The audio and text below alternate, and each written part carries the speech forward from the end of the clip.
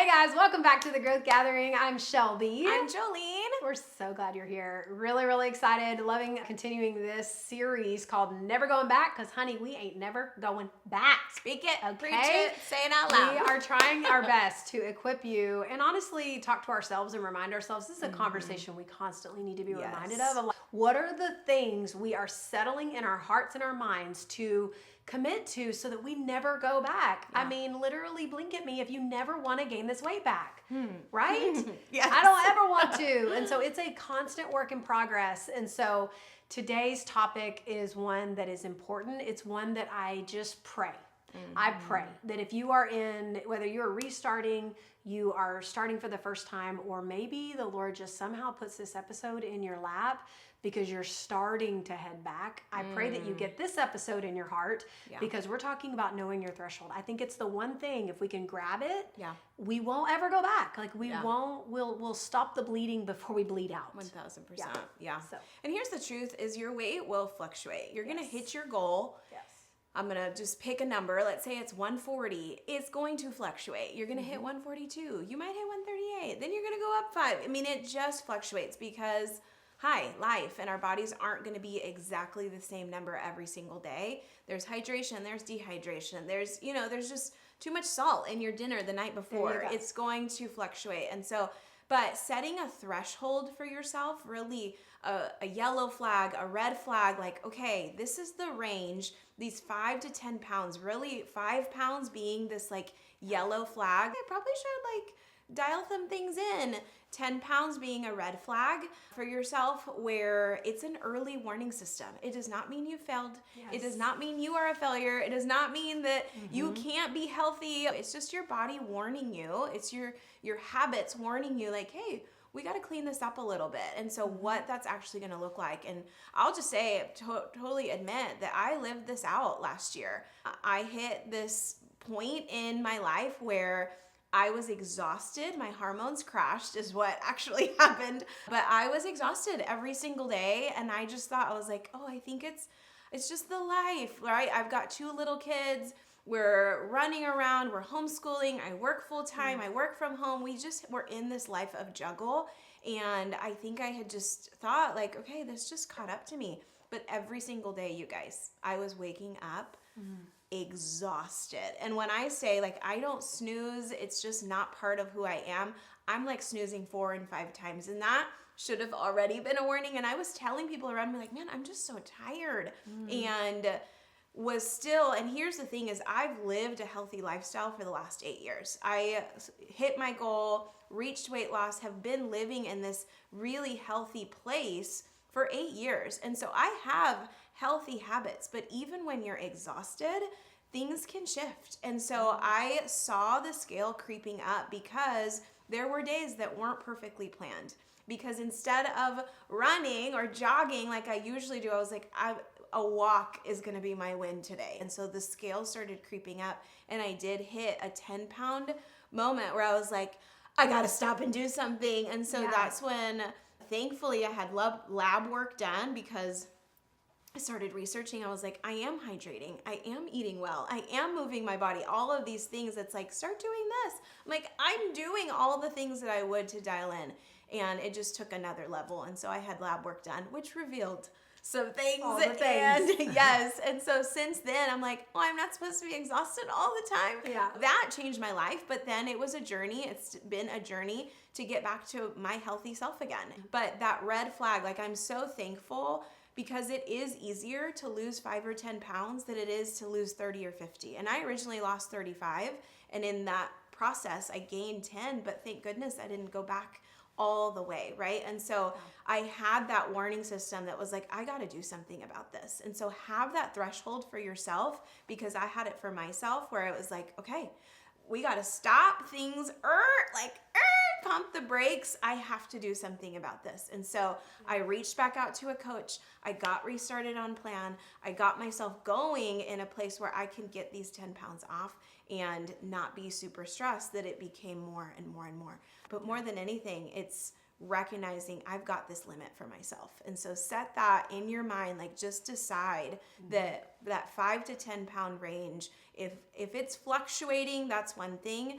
But when you hit 5 pounds, start dialing some things in. When you hit 10 pounds, really stop and evaluate and make a change, because that action is what's going to help you get back to where it is that we need to be. So you got to decide what the action is going to be, right? So, and I encourage clients to look, whatever your yellow flag weight is, that's typically about 5 pounds. Guys, it might be a little different. You might have because your fluctuations are a little bit more dramatic than ours. But I would say find a yellow flag range, like your yellow flag weight, and decide on your action plan for that. Yeah. What is the action plan? Typically, it's going to be dial it back in, look at your sugars, look at your starches. Those are like the number one culprits. And I mean, not just like table sugar, like the white flour, the alcohol drinks, all the things that metabolize to sugar in your body. It's sugar is the devil. Like it literally, what did you call it earlier? A parasite? It's a parasite. Yes. It is, because it feeds itself. It's like a parasite. And so find what's your action plan. Typically it's going to be like remove those things and just cut them out,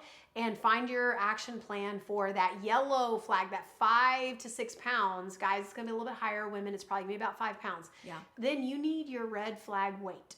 What is the red flag where this is it? I'm reaching out to my coach. Yeah. Typically it's gonna be about 10 pounds. Everybody, you should decide on your own, but I'm gonna suggest to, if you don't know what that's going to be, it's probably gonna be 5 pounds, to get an action plan that involves something that that is within your own grasp, something that you can do, cutting out sugars, recounting your starches, all the things we talked about in the previous episode. Drinking water. You know, like what are those little things that you need to kind of rein back in? And then you need a red flag weight and decide on the action plan for that red flag weight, and it needs to be reaching out to someone. Like she said, I mean, everything she said in her story is exactly what you want to do, and then reach out to a coach. Nobody does this alone.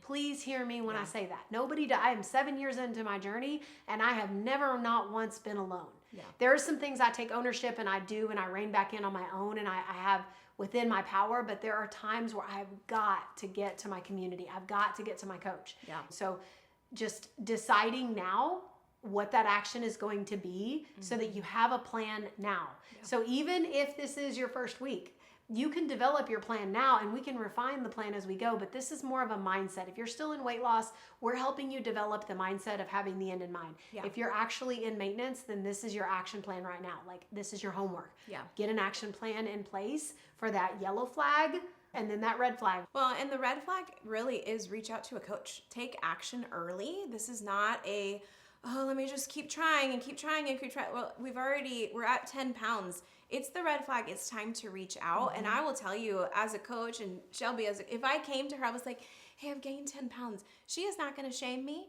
She is not going to put me down. Yes. Like, as a coach, I'm going to be like, okay, let's talk about what's going on. Yes. And I'm not just going to throw a plan your way. I'm going to say, what has been going on over the last couple of months that might be affecting the scale? And I would go through those little actions. Are we drinking water? Are we prioritizing protein? Have we watched the sugar? What are the trends in your life that might need to have a look overview at what needs to change? It's not an immediate, I'm a failure and I can't do this. We're not living that life. We're not living in shame. But as a coach, I'm going to give tips first and then really evaluate what is it that needs to shift a little bit. Because it's not about this total 180. Usually you've set up habits in your life. We just need to dial back into them. That's good. So just keeping that reminder that we don't live in the shame game. We live in an empowerment where we link arms and we get to help each other and support each other in a healthy lifestyle in an unhealthy world. And so it's just recognizing we need each other. We really do. That's good. Yeah, and I think looking at those trends is crucial too, because it's important when you start to get to that yellow flag weight or even the red flag weight, start to look at the trends. Is this a trend, a pattern that I'm seeing, or is this just a one-off? We were talking about when we see clients needing to restart. They're coming to us because they're 20, 30, 50 pounds, or they've gained all their weight back. What are the common things we see? And I think we see one of two things. Either we see they had some trending behaviors creeping back in that they just ignored. And I always tell my coach, when I'm getting quiet, I'm getting crazy. And they've gotten quiet and it's all crept back in. And before we know it, we've gone back to our old self. That's one way. Yeah. And then the other is this one-off traumatic event. Yeah. This like, you've hit perimenopause. Hormone crash. Yeah. Hormone crash. For mine, when I had gained, I'd put 20 pounds of my 90 in my journey. That's the story of my journey is I lost 90 pounds in 10 months, maintained really well. And then over the course of the next year or two, had a traumatic event with our son. He was hospitalized for a month. And then that trauma brought up some triggers, some things that I just wasn't equipped to handle. I wasn't ready. I didn't know. I mean, it was life's way of saying it's time to deal with this thing because it triggered some things and old behavior started coming back in. And that, so is it a trend, right? Or is it a one-off event? And those events are really important to share with somebody. Yeah. Bring your coach in early. Bring them in early, bring them in often rather than waiting. And that's where I think shame keeps us in the waiting. Shame keeps us in the thinking like I should know. If you're shoulding all over yourself, that is a clue that shame is running the game. Yeah. Because we're not going to should on ourselves. If you're saying I should know this, I should my should coach do has better. already told me how to do this. I should be knowing what to do. Okay, that's your clue. You got to reach out. Yeah. We're going to say, okay, what can we learn from this moment, and let's take action. Well, and one of the biggest things that a coach comes and brings in is accountability. I am certified personal trainer, certified nutrition coach. I'm certified through Optavia. I know all the things. I know what my body needs. But then to get this, the body fat that I gained back off, I needed accountability. So me reaching out to someone was like, okay, here's what I'm doing. I need to check in on a regular basis to hold someone, not being crazy. And so it really is the accountability piece, because most of us do know we're at this place where you've lost the weight, you've maintained, you've stayed connected, you know the habits, you know to prioritize protein, you know to hydrate your body, but we're not doing it because there's not accountability in place sometimes. And so sometimes we just need to put that back in. And so it really is the awareness of like, what do I need right now mentally to keep me more structured? And I don't know anyone that got where they needed to be without support in their corner. Truly. And here's the truth is that the sooner you respond, the sooner you take action, the less you have to recover. We don't have to recover 50 pounds. We don't have to recover 90 pounds. The sooner you respond, the less you have to recover along the way. And that's where we win. We live in an obesogenic world, and it's a dangerous place. But when we stay linked together, when we have that threshold for ourselves, we can recover so much faster. So you got this. If you've heard nothing else in this episode, it's like quick down, quick up. The sooner you respond, the less you have to recover. It is not a matter of if, it is a matter of when.